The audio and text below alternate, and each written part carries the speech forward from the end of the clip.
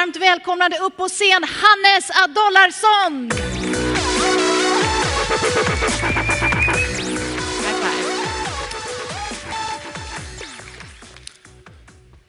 Welcome, and thank you for having me here. So, my name is Hannes. I work as a network engineer for the data center team, and I'm based in Dublin with some of my co-workers. So, I did also the similar mistake as Boris did. He had like half a pint of water before he entered the stage. I did a similar thing with coffee. So, if I like start bouncing around and stuff like that, that's my excuse. But anyway, usually when we go to these conferences, we always come in with like the guys of Google, the girls of Microsoft and stuff like that, and we talk about this is how you automate 6 million servers in 10 minutes to save 2 milliseconds, right? And that's an interesting problem. But then we figured out this time we sat down like what we're going to discuss, what we're going to talk about and present to you guys is we should do something different. We want to take like a problem, lessons we learned from it, and tell you about it so you can go home and see like this is not just for the big 5 companies. This is something you can do as well. So, today I'm going to talk about why automation matters. And this is how it starts. So, you listened to Boris' story before, right? Sounds like a thriller or something like Mission Impossible or whatever. My story is a little bit different because when I thought about the speech, I was like, this sounds like a romantic comedy. I'm getting old. I'm getting old. So, just to give you my view of romantic comedy. This is not the view of my company, so you don't quote me on anything. 90% of the cases, starring Hugh Grant. So I'm talking about this time span from 1990s to maybe 2000, 2003, because then we can pull in Love Actually as well, so we get one more movie. Then co-star Anna McDonald or maybe Meg Ryan. Some case can be Tom Hanks as well. That's the actors involved in this. Then the plot line. This is P90 again. I like statistics. I'm an engineer, right? So 90% of the cases, 2 persons meet in a common place, be it a bookshop or a cup of coffee, through friends in a common party, like the Christmas party, and then they start liking each other now. By the way, this is why these movies were only like popular in the 90s, because now we meet in social media, right? So they meet, you know, they start liking each other, it slowly revs up, you hit the honeymoon phase, everything is brilliant, and it's like breakfast in bed every time, romantic trips, everything is golden. Then, after around 1 hour, shit hits the fan. This is usually when Hugh Grant says bye to his sister at the train station, gives her like a friendly kiss that you might do to your sister in a hug, and Anne McDonald sees this from a far distance. He is cheating. Now everything is black, pitch black. Then it's like she blocks him on Facebook, stops answering her messages and everything, and then you have to start, you know, working out your communication issues, what went wrong here, and then in the end, 10, 15 minutes, it's not more than that. Everything is golden again. They ride off into the sunset on dolphins or unicorns, palm trees in the far, rainbows, glitter, and Barry White. No Barry White today, sorry, I don't have the voice for that. So, this is going to be my talk today, so bear with me. So, this picture, Prineville, Oregon, data center, Facebook. This is what we need to give you the services. So, this is what you end up with when you have 2 services, which is Facebook and WhatsApp, that has over 1 billion active users every day. Then we got the little siblings. Messenger, over 1 billion monthly active users, and Instagram, which is starting to pick up now, so we're like around 800 million active users per month there as well. I think we grew like 100 million users just from Instagram monthly from April. So it's a pretty steep curve, right? And what's with these services? It's not just a web page anymore. What it is your newsfeed is very different from your newsfeed because it's based upon who you know and what you like. If your grandmother loves pulled pork, and then you have a friend who unfortunately likes Game of Thrones, then that's what you're going to see in your newsfeed because it's very unique for you. We compute it for you. We take all this interest, dynamically compute it, and present it to you. The same goes probably for Instagram, even though people want back the chronological order, right? So, this is why my newsfeed every Monday is filled of all these fake Viking kings in Game of Thrones. I don't know what people are talking about, but I'm really happy right now because apparently the season is over. I can start using it again, on Mondays at least. So, to give you all this dynamical data, we need these servers. This is one row in one data hall in one DC. So we figured that out. We just throw servers at the problem. Problem solved. More CPU, more RAM, more hard drives. Everything is golden. Turns out, when people doesn't talk to people anymore in real life, they use social media instead. Machines talk to machines. This is usually our traffic growth every 18 to 24 months. That's a fun yearly planning, right? I mean, like, you thought you figured it out. We deployed this new topology design and everything. This will last for like 10 years. Not really. So, two separate colors here. The green part, that's what goes to you. That's the thing we send to your phones and your web browsers, or your smartwatches or whatever. So it is a lot of traffic, but it's nothing compared to the machine-to-machine traffic we have. That is the servers that talk to the servers to give you this dynamical, personalized feed or pages or stories. So this is a problem we have to solve, right? And usually, it's not like we just keep the same services throughout the entire lifespan of Facebook. We have like the future plan, where we enable like video when that came, for instance. Imagine that Monday. We got network under the control right now. Then someone does a hackathon. It's a very big part within Facebook. Richard might talk about it later. Someone comes like, I came up with this really new cool idea. Cool, tell me about it. Live streaming in the app from the computer to everyone in the entire world. That is a really cool idea. I mean, like, good job. When do you want it? Tomorrow for 1.2 billion users. I had more coffee that day, you know. So, and it's not the Facebook way to just say no, because we can't just enable this new feature just for like 1% of you. You all want it day one. We might do beta testing, but we want to give the same features to everyone, everywhere in the world. So we had to solve this. Came up with this. Richard later, who's giving a talk this afternoon, who's going to tell you about this really cutting, bleeding edge technology called CLOS. Hint, it's not really bleeding edge, but we reinvented the wheel as usual. This is our fabric design. It is actually a CLOS design or leaf and spine, which is very popular right now with a twist. That is the perpendicular planes. So, basically 3 building blocks. We have server pods. Contains the server racks that gets aggregated in 4 fabric switches. You see the 4 dots there? And if my color perception is pretty cool still, this has been up to discussion in the dry runs, by the way. Should be purple, blue, green, and cyan. If someone else claims it's not cyan, I'm happy to discuss this, but I want the hex code, just for reference. Server pods, always the same size. You see, we can have a lot of them. Then we have the spine planes, the perpendicular planes on the top. Those actually aggregate the separate fabric switches.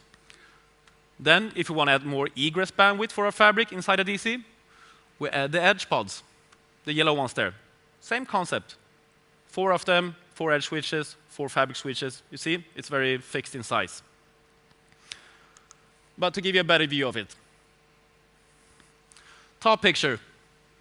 There we have 3 layers. The gray circles, I definitely know they are gray, just so you know. That's the rack switches. Somewhere around 48, I think, per pod. Then every pod has 4 fabric switches. The first fabric switch, which is purple, connects to all the spine switches in the purple plane, plane 1 in this case. It's fairly easy, this, right? You can see like color goes to color. My next project to like build on my artistic side is going to be like going out with a spray can and color all the switches in the DCs. It's going to be a fun Friday. Bottom part. We removed the rack switches, and instead we added the edge planes. But you see the same principle here. 4 of them every time we add capacity, they connect to the same color. So it's pretty easy to calculate this. If you always have the same size, and you always have the same capacity when you need either compute or bandwidth, you know how to calculate how many cables you need, how many switches you need, how many optics you need, how many configurations you need to update, and so forth. This helped us immensely to scale the fabric to meet that projected graph we had before. So we solved that part. We got all these servers now, as you saw on the previous slide, and then we have this lovely fabric to handle all the bandwidth. We need to put it somewhere. This is Lula. It's pretty impressive. Like, this is Luleå 1. I think it's 4 or 5 years old now.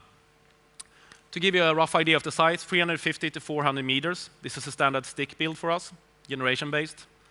It houses 4 data halls, which has all this compute power, and then the fabric ties it together so we can serve you with cat pictures. So, you can also see in the top right, we have Luleå 2. Slightly different design, but has the same purpose, cat pictures. But to give you a better understanding of the size of these buildings, which builds on to my tragic incident at the train station later with my sister. This is Dublin, courtesy of Google Earth. Roughly the same size as Gothenburg, I think we estimated, maybe a bit more. So, I don't know if you saw the first yellow dot up here. That is the Facebook Amia headquarters. I don't know the real numbers. I think it's somewhere between 1,000 and 2,000 employees in this building. 6 floors. So it's fairly big, you know.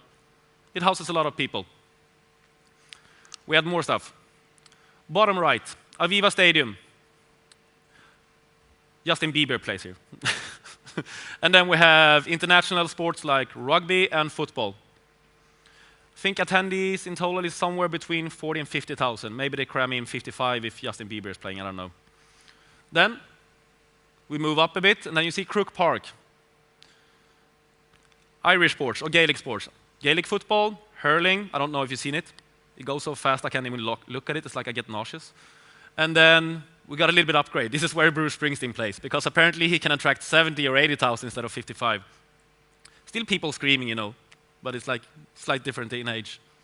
And then at the top, this has been forced on me by my Irish colleagues, that's IKEA. It's going to be a lot of IKEA reference today here, and I blame that man solely for it, Richard Sheehan. We can trash him later, okay? But it's a fairly decent building. You know how big IKEA is usually. So, Connect2IT, our first data set in Dublin. It's actually not in Dublin, it's County Meath, but 30-minute cab ride. So what you see is the first data center building, the yellow part, and then like the small part in the middle, that's the admin building. And then the blue part is the substation we had to build to do that. The biggest one built in Ireland so far. I think it's 220 kilowatts. I'm not sure. It's a lot of power anyway. And actually, we're already building Connect2IT because we figured out you still need more cat pictures. So you get the size of these buildings now, right? Put in the compute, we put in the fabric, we build this nice building, and we end up with, oh, we don't want to end up with this. Because cabling all this, it's a lot of cables. So one pod, 4 spines, 48 spine switches per plane, gives us 768 circuits of cables, which is a lot. But it's doable. We can put it in Notepad, right? We can even name them. We can come up with 700 names. We can call them like Margareta and Olle. And then just add a number. But it doesn't really scale. So we started putting in the spreadsheets, because that's usually where you store data when you want to format it and sort it and filter it and so far. But then we got this problem, because Luleå is not alone. Turned out we started getting really good at building this building, and really fast. So we ended up with this, 9 regions in total. This picture is probably already outdated. Prineville and Forest City alone, along with Altoona, has even more buildings now than on the picture. So it's a lot of spreadsheets now. A lot of spreadsheets. And we all love when spreadsheets reach like 50 megs and we start emailing them. So we have to do something, because this is the reality right now. Number of fiber ports in our DCs keeps growing like this, because we build more buildings every year. It's just like, before we might do like, let's say 1 per year. Now we do like more than 1 per year, which means we have the same amount of time to do more work. We have to keep up. We can't come back and cable these data centers after we already installed the servers. They can't just sit and idle there. We have to do something. So roughly every DC is 1 million strands of fiber. And this is the best animation you have seen so far in your life. I have not done it, but I wish I did. Did you know that they rotate counterclockwise in real life? I don't know actually, but I think it looks better in animation. The moon and the earth, which some people claim we haven't landed on yet. That's another talk we can have. So, 1 million strands per DC. That is also a very straight line that someone drew in paint. And this adds up. So this is the lasso we can make. And now I can finally make my first professional Austin Powers jokes, because it's 1 million. So 1 million kilometers. And then we put in a spreadsheet. Turns out, didn't really work. So, train station moment. Terror. You know, I got blocked on Facebook. We have to solve this. We have to do something. Turns out we can solve it with code. How do we do this? So, containers. I'm not talking about a new buzzword, you know, the Dockers and the Kubernetes and all of that software stuff. This is containers, and they're really lovely in this picture because they are standardized. What would happen if we put in a container here that looked like a pyramid? I mean, it works if we always put it on top, every time. But if it right first, and then we get like 200 containers afterwards, should we start like shuffling, like what's it called, Mahjong or something like that? No, standards. Standards is beautiful, and I'll tell you why. Standards means we can assume things, which in turn mean we can code for it. We can solve this programmatically because we can always assume the container looks like this in this case. Or I don't have anything against pyramids. We can, if just like everything looks like a pyramid, I'm totally fine with that as well. So standards is hard, right? Because we have a lot of snowflakes usually. We figured out even snowflakes are standardizable. Because usually a snowflake is not that unique. It's like small parts of it.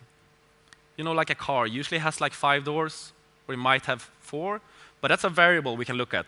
So a car has 4 wheels. That we can assume. And then we can put the variable in like how many doors do we have on this car. Turns out we standardize a snowflake. The things that cannot be standardized, try to remove it. It makes life so much easier, you know? So imagine like buying milk, and every time you go, sometimes you get 1 liter, sometimes you get 0.64. Next time, 1.5. I mean, like, you want the same thing, right? You assume it. That's what makes it easy in life. So, you work with a team, you standardize the snowflakes, everything is golden. Turns out, we have to fix this problem as well, legacy. So last week in Gothenburg, I made a joke about IKEA here, but actually I'm going to upgrade a bit now because we actually have a real life scenario from this last night. David arrives from Dublin. I hope he's in here now so he can hear this. He was totally lost. He claimed he was looking at the culture in Stockholm. I don't think so. I think he was trying to like navigate the city with a compass. And it takes a certain knowledge and a map, hopefully, as well. If you just have the compass, you're just going to go towards the north, and then you end up somewhere else. So, a compass has its place. We agreed internally in the team that it's probably like when you're in a sailing boat and you lost all your battery on your smartphone and you're stuck in the middle of the night in the Atlantic. Compass probably works great then. But trying to navigate Stockholm, for instance, it might be better with Google Maps. So, even though you use the compass always, doesn't mean you can't let it go. And this is probably when you can meet some resistance sometimes, because people like legacy, because we're people. I mean, like, I like my chair in the office because I always go there. It's like, you have to move desk today, and it's, you know, the armrests are like really nice in this position. Then I have to move the chair with me. You can't move the chair. I have to go home. Can't really say that, but it's really hard for us. So, we have to get rid of it. It's just like cleaning or like a big project. I'm going to take this after my vacation. And then we do as we do in Sweden. We take 4 weeks off. We go to the summer house, or we go to like Costa del Sol. And then when you get back, are you really in the mood for spring cleaning then? I mean, like, you've been rested for 4 weeks. You want to have like an easy start. You want to have like chit-chat with your colleagues, have a cup of coffee, then get to work. But you're not definitely in the mood for like doing spring cleaning. I can tell you that. No one is. Never. So, we fix the standardization process. We fix the legacy. What's left? This is a fine example. I give to you. He's by the booth later, by the way, so go talk with him. This is Rickard Hermansson, hailing from the plain fields of Uddevalla. He's a fine specimen. Look at him. I gave him a task. Cable device A to device B. I mean, like, Rickard he's a nice guy, and he's not stupid, definitely. But I forgot to tell him some stuff, right? Because right now, he's standing with 2 fiber cables, trying to cable 2 switches for me on the rooftop terrace of our office in central Dublin. This is where you have coffee when the sun is out, which is never. But I forgot to tell him something, right? I forgot to provide him with proper information. I didn't tell him where the devices are. And I can't just tell him, like, they're in Clon E1, our first data center outside Dublin. Because you saw it before, it's kind of big. So if he has to go around looking for it inside, it's going to take a while to find that device. Second of all, it might have 300 interfaces. Should he try the fiber in each port until I say, like, that's the one? Then we have to give them information on the other side as well. So we give him location information. Second, Rick is really smart. He brought 2 cables, one for single mode and one for multi-mode, separated by different colors, so like, I'm prepared. I can see a problem with this, though. What happens if these 2 devices are more than 5 meters apart? Because that looks like the rough cable length. Should he start stretching it, like heating it with a blow dryer or something? It's not going to work. So I have to give him the length as well that he needs. If I gave him all this information, it would be so much easier. So, work closely with end users. 2 more locals. These guys work in Luleå. So this is a question for the audience. Can you guess the 2 of the persons in the picture that are managers? They're not going to like this at all. So, I mean, like, they actually know what they're doing, right? You can tell that. You don't pull all those fibers, and you pull the wrong ones, and still have that smile on your face. That's 2,000 screaming cat pictures in the night. We don't want to do that. This time we gave them the right information, because they know what they need to do their work properly. They're the cable guys.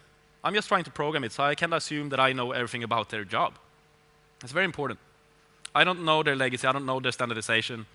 I don't know what they need. So work closely with them, because that means they can pull all the right ports. So we've done all these exercises now. We put it in code. What does it mean for us? The fabric again. 8 pods, 48 rack switches per pod, 4 spine planes.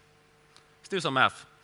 This is roughly 3,000 and roughly, I send an exact number. It is 3,072 ports, or fibers, sorry. That we have to label, because that's what we did before. So, you have the label printer. I don't know what it's called, Demo or something.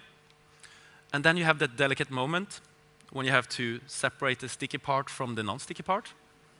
And then it turns out you cut your nails yesterday. And then it's a very tight space in that room all of a sudden. So they did an estimate. It takes them 2 minutes to print it with the right information and put it on each side of the cable. So 4 minutes in total. I tried this a month ago, and after 5 minutes I walked out of the room, handed the label to another guy, and took a cup of coffee because I had to calm down. So they're good at it. But it's still 4 minutes per cable, and they have to get the information and print it correctly and put it on. So, in this case, with the 3,000 circuits, this would mean roughly 26 working days, if I round it up a bit. It's doable, but what if we have 64 pods? All of a sudden we reach something around 25,000 circuits of fibers. That is 205 working days for putting labels on. So this is the beauty of it. Most companies, you be it Facebook or you be something smaller, you have a lot of cables. So imagine just like the time you spend on doing this legacy stuff because you don't consider it being IT. But it doesn't mean you can't solve it with automation. So, actually, how did we solve it? Now we're getting really close to unicorns. Turns out this is plain vanilla. And then we had Patrick with us last week. And Patrick, he saw this picture when I showed him to him in Dublin for like doing a dry run, like, does my slides work? And he goes like, oh yeah, that's like the Icelandic rotten shark you eat in Sweden. So that's 3 errors straight away. First of all, why would we eat rotten shark in Sweden? We eat pickled herring. Very important. Second, you said like Icelandic and Sweden at the same time. You know, they kind of separate. Like, I haven't seen anyone swim in between lately. And 3, it's vanilla, Patrick. It's vanilla. So, turned out it was pretty simple for us when we figured out the standardization processes, get rid of the legacy, and talk with the users. We solved this with something as easy as Python. Super easy for me as a network engineer to understand. It's really easy to get going, start programming. I know when it fails. Then we put it in a database because we have to store it somewhere. That was an easy choice for me. And then I'm going to give you an advice. Start with something simple, like a jumper fiber cable. It has 2 ends. So you start with, what are the ends? Is it an SC or LC connector? It's kind of important when you try to plug it in. Then you can store the color, and the length. And maybe if it's a single multi-mode. That's going to cover like maybe 20% of my assets all of a sudden. That tiny part. And then when you're done with the patch, you can move on. You can start modeling ports, locations, devices, so forth. But start with something simple. Store in a database. And since we have the standards process, we can assume stuff. So we can actually auto-create these with Python code, which is super simple. I promise you, I can write it. And then we just did some API code to be able to people to actually figure this out. Because it turns out a lot of people want this information. So we used the Thrifty API that is open sourced. You can come and talk with us later about it. And that turns out, it gave us this lovely sunset. Because right now they can scan cables, for instance, instead of putting the labels on. So, this is the fiber end of the story. But it's still like the dolphins, the unicorns, the Barry White, maybe tonight in karaoke. But turns out it worked really well. We could automate something that is not directly related to IT by using automation. So think about it when you leave here today, because that's what we wanted to bring to you. Look at the stuff that causes you a lot of trouble sometimes, or is very time-consuming. Look at it and it's like, can we automate this? I'm pretty sure you can. If IKEA can automate lamps, we can do it with fiber cables. So, it's really happy to be here. Rich is going to talk about commodity networks later. We're going to have the booth later, so just stop by if you have any questions. And thank you so much for having me here. Thank you.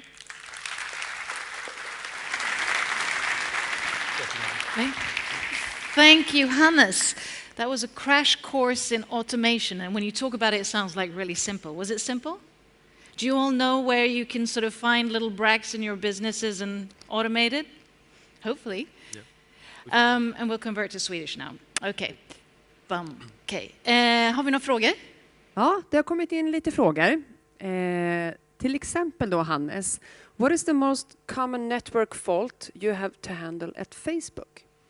I would guess that is link failures. As you saw, we have a lot of links, which means they're going to break, be it the optic, the fiber cable getting dirty, or whatever. So that's a lot of our faults. And usually how we deal with it, we take it out of production straight away, because we can't dive into the problem straight away. We put it out of production so we don't have to think about it, and then when we have time, we can look at why that cable failed, for instance, or the optic. So make it easy. Remove it from production, and then solve the problem later. Just like that. Easy, it's like sweeping the stuff under the rug. Oh, sorry, I did it in English now. Easy peasy. Har vi tid för en fråga till? Nej, vi har inte det. Men bara en snabbis. Vad är det bästa med att jobba på Facebook? Friheten. Så. Friheten. Ja. Tack så hemskt mycket, Hannes Adollarsson.